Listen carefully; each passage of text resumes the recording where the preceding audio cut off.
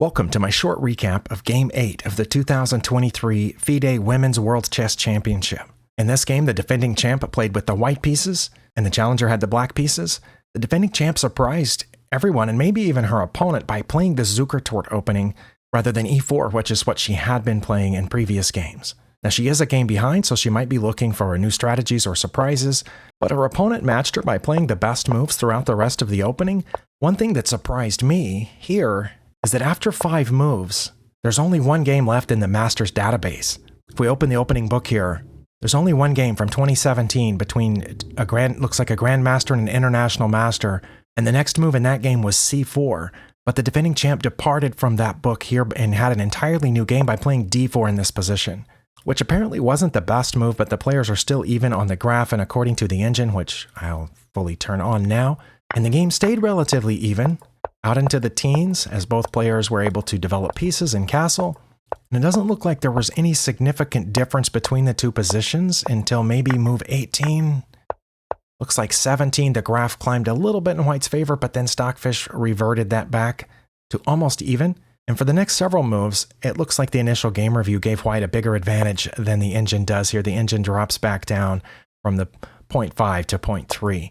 And so it looks like it didn't hurt the defending champ to play an offbeat opening. And as they continue to go into the 20s, both players maintaining even positions. And it was move 29 when we saw the first not perfect move, according to the game review. Stockfish here says the best move for black is to take this pawn. White, of course, has a passed a pawn here at this point, and the engine says that's the most important thing to take care of. What the challenger saw, and what I think a lot of us would see, is this e-pawn that's about to be passed and has a rook behind it. I think the problem with the e-pawn, maybe, especially once you get the bishop over here on a3, is that e-pawn really has nowhere to go. Not only could you take it here, but even if that bishop goes back and you move it forward, there's a rook guarding the back rank. You push your f-pawn, you also have a bishop guarding that promotion square, so maybe the e-pawn isn't going anywhere, but the a-pawn might. The second best move, according to the engine, is to take this bishop with the knight, which I guess would divert the rook over here to the a file. No, it wouldn't, because Stockfish says if they did take that, then this white pawn would take the f-pawn with check, and black wouldn't take back. That gets pretty complicated for me at this stage in the game. But what happened instead was the challenger took with the f-pawn. Now, I think here I was going to say I would be tempted to take back that pawn, but I need my rook back here to guard this bishop. But the defending champ played the best move here, which is bishop to e5. That saves the bishop and blockades that pawn, but it doesn't guard the a-pawn. And it's not among black's best moves to take the a-pawn now. The engine says the absolute best move is to put this bishop back on e8, or play knight to c1, which I am not sure what that's aiming for. I do see what that's aiming for. It's aiming for the fork here on d3, I guess. But the challenger took the a-pawn, which, as you can see from the evaluation bar, gives the defending champ an almost +2 advantage here if she will play rook to e3, which of course aims at both of those pieces, and so that's what she played. Bishop to c2 is the best move here, which defends the knight so that the bishop behind the knight is also defended or blocked, but now it's +2.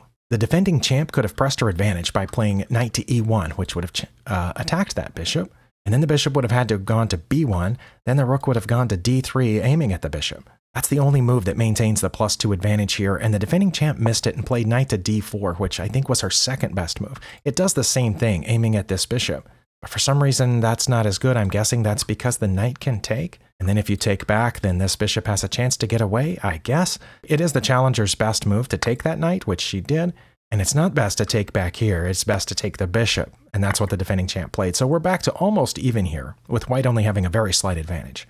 And then it stayed that way for a little bit. It's both players, they traded off another piece. They both have a bishop and they're opposite colored bishops, which often leads to a draw. I'm guessing that in this case, the difference is that this pawn is blockaded and white's 3 pawns are together. That's the only thing I can think of here that is giving the engine a very slight advantage to white, because both their kings are the same distance from the center, so it's not that. It might also be that this light squared bishop is not guarding the promotion square of this pawn. And forgive me for taking a little time out there. I'm just trying to figure out why the engine gives the slight advantage to white that it does, despite them being exactly even on material and having opposite colored bishops. But it might be because that bishop doesn't defend that pawn's promotion square. Regardless, both players played their best or very near best moves on the next several turns, and it stayed even up until about move 41, which is right after they get their extra time. But right here we're on move 38, and you can see the challenger has 1 minute remaining on her clock, under 2 minutes, I should say. And the defending champ has under 8 minutes, so pretty low time for both of them. But they both did make move 40 in time to get their extra time, and here it's still 0.5. But after the defending champ played rook to e7, where it's guarded by the bishop and keeps the king caught in this little box down here, the challenger played an inaccuracy. What she needed to play was rook to b2, which I guess would force the king to come forward to defend this f-pawn.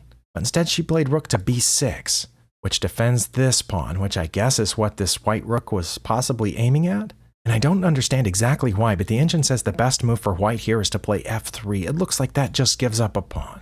Oh, I see it. It diverts the bishop from defending the h7 pawn. So if you play f3 and they do take with the bishop, which is what the engine says would happen, then white would pick up the h pawn here, and the king would still be trapped on the back rank. And again, I'm not sure exactly why that gives white the advantage that the engine says it does. But the defending champ did not play one of her top moves here, and so the advantage slips back toward even again. But then we see the first mistake of the game from the challenger. Here she's supposed to play e5, and you can't take because your rook would be hanging at that point. So either e5 or rook to b2, which the engine suggested earlier, or h5. All of those would maintain this 0.4, 0.5, 0.6 advantage for white, but instead black played rook to b3, which number one gives up defense of this pawn, the e-pawn that the rook was defending. Whereas moving to b2 wouldn't have given up defense of that pawn in the same way because you would be threatening this pawn. This rook move here doesn't threaten anything. It does cut the king off from the third rank, so I guess that would prevent the king from coming up here like we saw a little bit earlier, but now the king doesn't need to go up there because you're not threatening this f-pawn anymore. But that is counted as a mistake by the engine. White now has an advantage of 2.1, and of course they are supposed to take that undefended e-pawn, and she did. And then for a short little stretch, both players played their best moves, again, or among their very best moves on every turn here. Again, just being very careful with what they're doing with their pieces and which pawns they're protecting, which pawns they're pushing. White, I think, has correctly surmised that her advantage is these pawns. And the only passed pawn is this f-pawn, but you can't move it right now. Maybe that was why the challenger had played the rook to b3 move, not to keep the king from coming up necessarily, but to keep the pawn from coming up, or to keep the king from coming up to help the pawn go up. But the challenger keeps playing her best moves. Here, of course, the bishop's defending the rook, so it makes no sense to attack it, although I guess you could play king to g2 in order to help this pawn go up, but that is not the best move because the rook is definitely attacking the h-pawn. The defending champ correctly played that. Again, both players playing among their best moves as this goes on. It looked like we were about to get a repetition here. Rook goes back to d3, but the defending champ did not want a repetition. She must have been confident that she had something here. She didn't play one of those top three moves, but f3 does maintain the advantage. Rook to d7 is one of the challenger's best moves in this position, and instead of trading off here, rook to e5 threatens the bishop. Bishop retreats to c2, where it can still guard this h-pawn. f4 was not listed among the top moves, but it still maintains an advantage. Rook to d5, rook to e7, bishop to b5. Looks like we might be about to repeat positions again. The engine says the only way for white to maintain an advantage here is to play rook to a7. Any other move doesn't quite cut it. And I'm not sure exactly what it is about that move. Is it a waiting move? Is it a waiting move meant to just keep the king on the back rank and put the rook in a relatively safe position while still aiming at this h-pawn in case the bishop goes somewhere? I don't know, but that was the only move. The defending champ did not find it. She played king to f2, which I don't know exactly what the intent of that move was. I would have thought she would have wanted to play upward in order to maybe protect this pawn some more, although she can protect that pawn by, well, not right now, but by moving the bishop. Maybe that's why the rook needed to go over here, so that this bishop could move to help protect the f-pawn without the rook hanging. But regardless, this takes the evaluation back to even. Rook to d2 is one of the challenger's best moves. There's several safe ways to get out of check here, and the defending champ chose king to e3. And the challenger needs to check on d3. It's the only move that maintains the even evaluation. And I don't know if that's because it would encourage a repetition.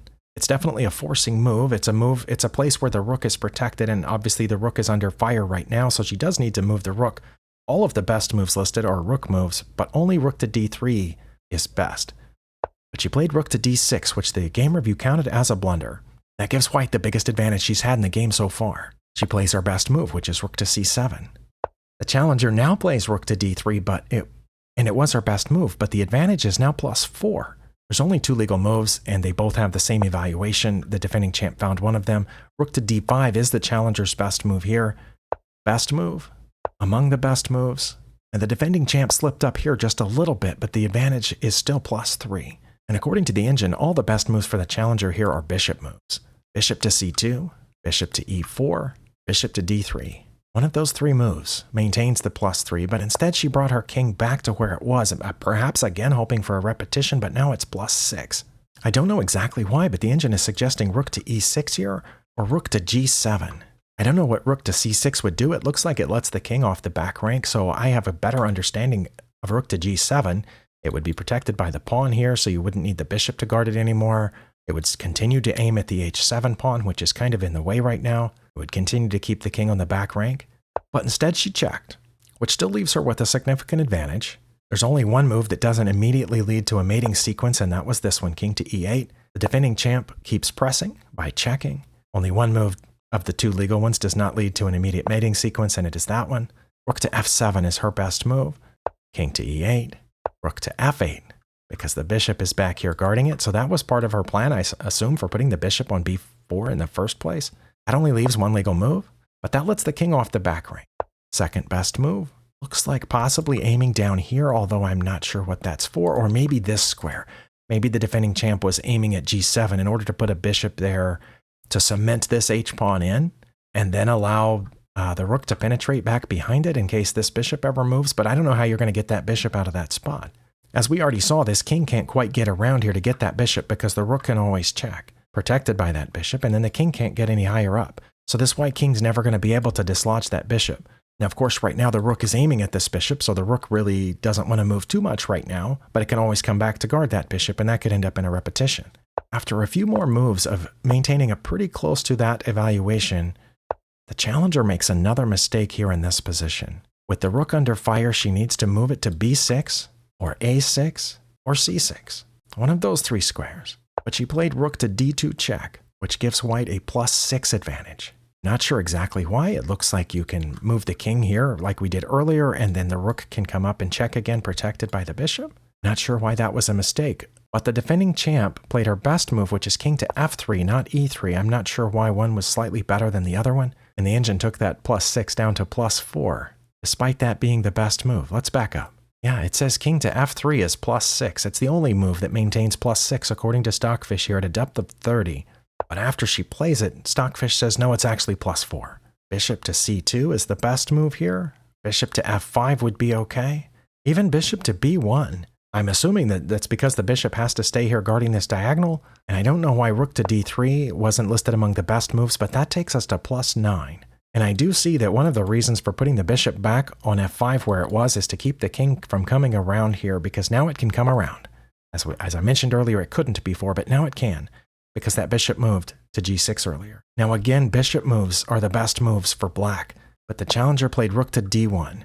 I assume it was to come around and check from behind because the king can't go through this way because of that bishop, but the king wasn't planning on going through that way. The king was there to help protect the pawns after the rook sacrifice. Of course, the best move for black is to take that rook, but now there's no stopping those pawns, not all of them, and certainly not the h-pawn. So h7 is the defending champ's best move, and Stockfish has found a 15-move mating sequence. But here the game ends, at least according to this. Now, I watched the tail end of the live stream this morning, and I could have sworn that I saw the defending champ get one more move here, so I don't know what black's move would have been at this point, but I do know that the game list here on Lichess shows that that was the last move of the game. There was a resignation. The challenger was very low on time, even after getting that extra time. This was 72 moves, which I believe is the longest game of the tournament so far. But with this win, the defending champ has evened up the score. The challenger's been leading for a few games, but now the score's even again, 4-4. And there's 4 games left. So I assume the tensions are running high. Both women looked exhausted after this game, which lasted around 5 hours once again. But both of these women are playing with a lot of endurance, going the distance until it's just no longer in question, which is pretty impressive. Once again, I'm excited to see how it turns out. Both players have 4 games left to make their mark in classical time controls. If they remain tied at the end of that, they will go into shorter and shorter tie-break time controls. Thank you for spending your time here. I'll see you next time.